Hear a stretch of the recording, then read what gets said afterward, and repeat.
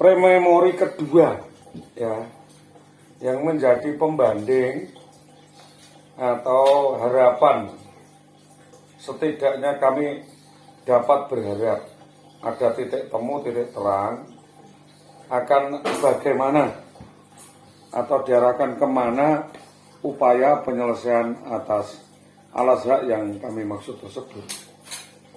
Maka tidaklah hal itu menjadi sulit jika ada itikat baik, ya, ada upaya bersama atau itikat baik menunjuk kepada sesuatu solusi atau mendiskusikan suatu solusi. Kalau tidak begitu, maka permasalahan ini akan berlarut-larut.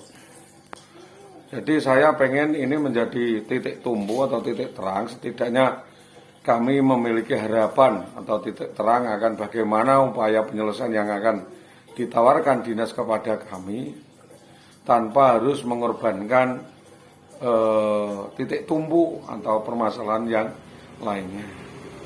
Atas berbagai pertimbangan, karena tempat yang kita tuju ini adalah tempat publik, maka tempat yang terjangkau di dalam pengiriman surat atau pertemuan itu diambil jalan tengah.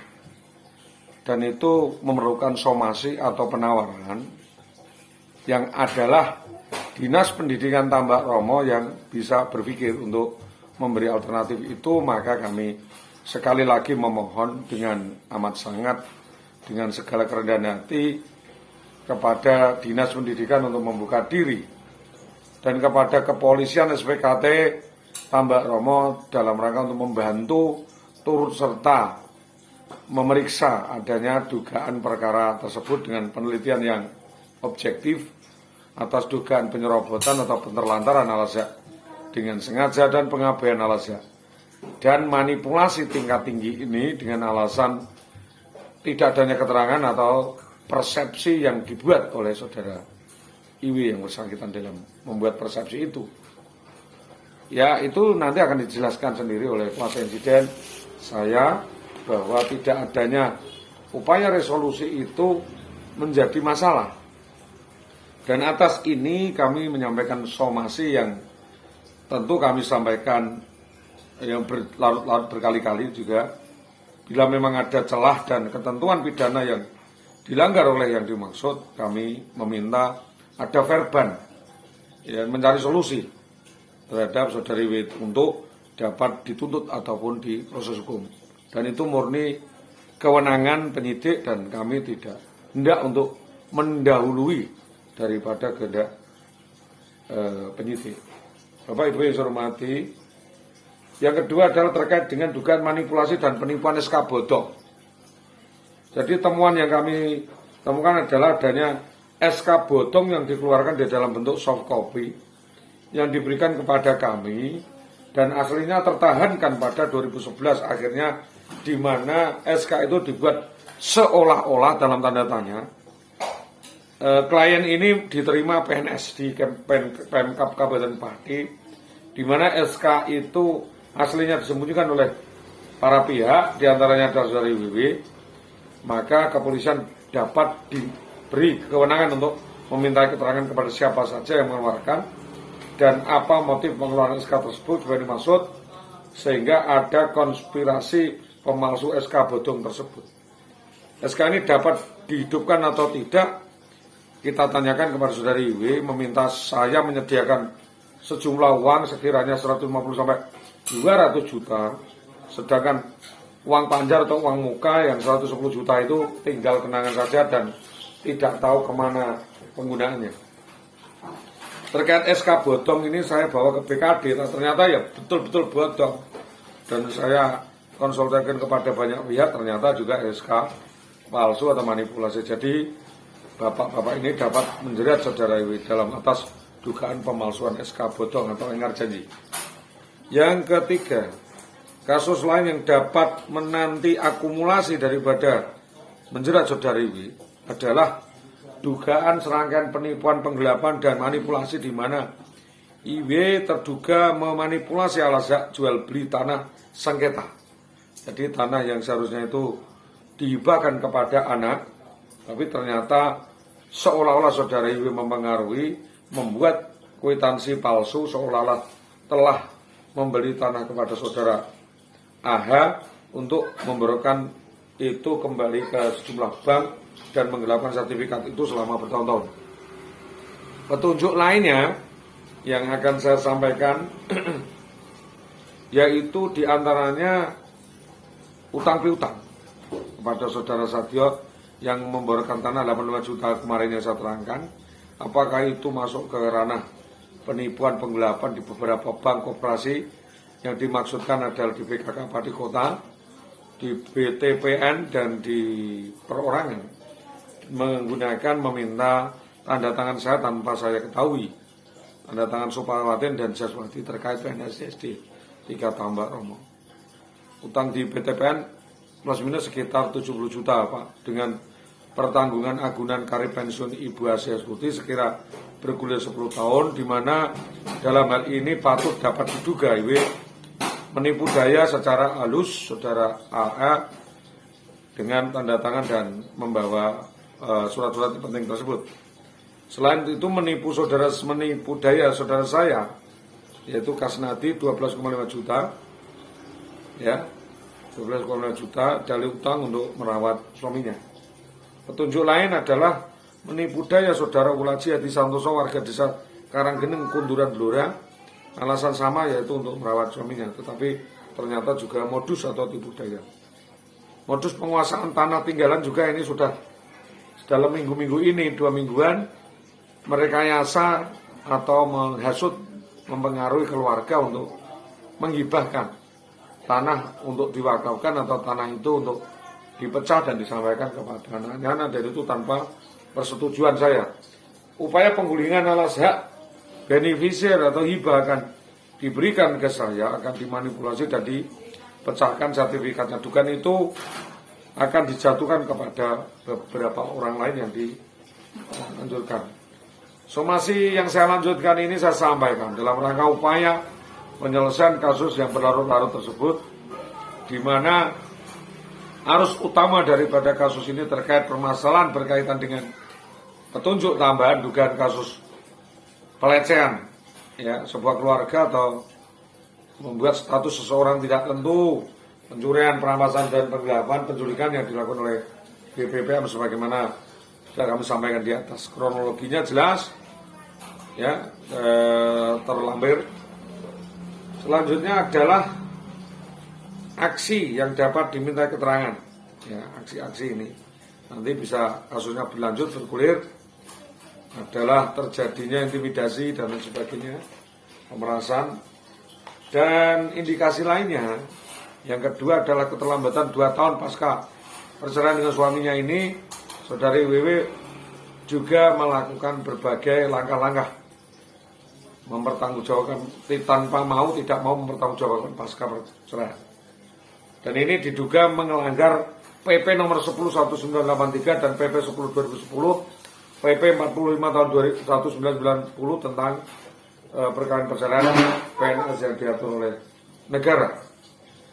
Banyaknya tuntutan kejanggalan, aroma tidak sedap di dalam proses hukum, sekalipun hal itu sah, ini akan menjadi pertimbangan tersendiri, yaitu bahwa satu tuntutan kami kepada IW berkewajiban untuk membayarkan alas hak, yaitu berupa kemalahan hak makan, akses, askes, dan insentif selama masih menjadi PNS sebagaimana kompensasi atas hak dasar semua permasalahan yang menjeratnya, mengingat menimbang bahwa selama ini IW itu tidak mau berkomunikasi atau menutup diri dan tidak mau ditemui secara baik-baik menjelaskan permasalahan secara terbuka. Yang kedua adalah pertimbangan bahwa melalui kepala sekolahnya dan rekan-rekan kerjanya diduga turut serta menghalang-halangi atau menutupi penyelesaian alas hak dengan menyembunyikan IWW dan anaknya tanpa toleransi menyangkut rahasia jabatan. Dan itu saya hargai karena kita sudah menunggu kepastian itu. Yang ketiga adalah kejadian ini di Dinas Tambak Romo dapat dikategorikan mempersulit pelayanan publik, mengulur waktu, mentelantarkan dan tak bertanggung jawab pada bawahannya. Ini ada main. Yang keempat, bahwa lebih dari 10 kali saudara Muhammad Sutopo, Kepala Dinas Tambak Romo Sulit ditemui oleh perintah klien namun tidak mau menemui klarifikasinya secara terbuka. Dan untuk itu dapat membuka tabir fase awal petunjuk sebab adanya mens rea, sehingga IW kabur dari rumah itu alasan lainnya yaitu tidak timbul dari satu motif saja. Ada rentetan rangkaian kejadian dipersiapkan secara matang oleh kroni-kroni ini, dan kami tidak sedang berspekulasi bahwa apapun yang saya sampaikan ini dapat saya bertanggung jawab di depan hukum. Sebab apa? Kasus tersebut benar-benar terjadi dan kami alami. Untuk menghimpun dan menyelidiki kasus yang berkembang ini, kami sangat menyayangkan atas diamnya atau mundurnya dinas. Jadi atas kepatutan dan kesamarataan di depan hukum atau action before the law atau justice before law. Yang lain yang kami pertanyakan adalah apakah kelakuan tindakan dugaan farbah atau dugaan overmah dan tindakan lainnya, dugaan asusila yang dilakukan oleh IW ini tidak dapat menjadi dasar berpikir pertimbangan atasan untuk penetapan sanksi etika disiplin PNS, tetapi kok ditutup-tutupi tentang dana penyelesaian pasca perkawinan. Apa yang menjadi pertimbangan kami dalam pertanyaan selanjutnya adalah sebab aksi klarifikasi yang berubah-ubah, yaitu pengakuan yang tidak dilakukan secara terbuka itu apakah tidak dapat dituntut secara hukum. Terus bahwa IW selalu beralasan kalau suaminya stres dan hilang ingatan depresi itu dia berjanji untuk mengobatkan atau memberi kompensasi sebagaimana yang dijanjikan. Yang kedua, bahwa IW seolah-olah mau kembali dengan syarat-syarat tertentu. Ini sudah ada draftnya. Yang kedua adalah MOU di Inspektorat IW memiliki kewajiban membayarkan semua hak yang kepada seluruh wilayah, baik denda perkara, bayar jaring, dan ganti rugi. Yang ketiga adalah IW dapat dituntut pidana, bukan perdata lagi, pidana, yaitu rekayasa permufakatan jahat, penipuan, penggelapan, manipulasi data, percobaan pembunuhan, penganiayaan kepada suaminya melalui orang lain atau perantara orang lain, dan ini sudah dilakukan di Polres Pati. Selanjutnya, bahwa kami sudah berkali-kali menemui Bapak Bupati Pati namun nihil jawabannya normatif dan malah kami diminta untuk tidak bikin gaduh. Yang selanjutnya, bahwa pada 7 Maret 2018 melalui MOU secara lisan, Saudara HT kuasa insiden yang kami tunjuk telah berjanji akan merampungkan atau menyelesaikan kasus oknum guru masalah ini dengan berdiskusi dengan Saudara Sudarmati, Karyati, Sukowati, Suudi untuk memperhitungkan atau mengaudit budget yang harusnya dibayar, menjanjikan akan membantu untuk menagih kepada Saudari Win, namun hingga saat ini 22 Agustus 2021 belum ada jawaban, tanggapan atau panggilan untuk klarifikasi dari Dinas Pendidikan untuk upaya resolusi penyelesaian kasus tersebut. Untuk itu, kesimpulannya dulu, kami intinya bahwa kami meminta upaya permediasi atau salesman, perwasitan atau upaya untuk menjembatani, mendorong upaya penyelesaian persoalan ini kepada Bapak Kapolsek Tambak Romo agar dapat turun dan mengungkap kasus ini secara objektif dan presisi, dan jika di kemudian hari dapat ditemukan unsur-unsur pidana maka kami mempersilahkan para pihak itu untuk diproses hukum. Tuntutan saya cuma tuntutan perdata dalam penyelesaian alas sehat tadi, kemahalan, insentif tunjangan gaji dan hak makan maupun kesehatan. Kembali saya sampaikan kepada Bapak Kapolsek Tambak Romo yang saya hormati, kita fokuskan pada tuntutan pada alas sehat, insentif tunjangan gaji dan kemahalan untuk dapat dimutilasi atau dipisahkan dari ranah dari akumulasinya, di mana pembayarannya memang mengikat kepada Saudara IWW dan itu belum ada upaya penyelesaiannya. Kami menunggu Pak langkah-langkah tegas Polres Pati atau melalui Polsek Tambak Romo agar hari ini menjadi upaya penyelesaian yang terbaik, dan kami juga memohon ada jaminan keamanan kepada kami selaku pengadu dan selaku korban. Ini yang saya sampaikan. Terima kasih kepada semua pihak, baik di dinas instansi terkait, dinas pendidikan, di kepolisian maupun pada tokoh masyarakat dan teman-teman lembaga maupun media atau pers yang selama ini telah berempati membantu kami.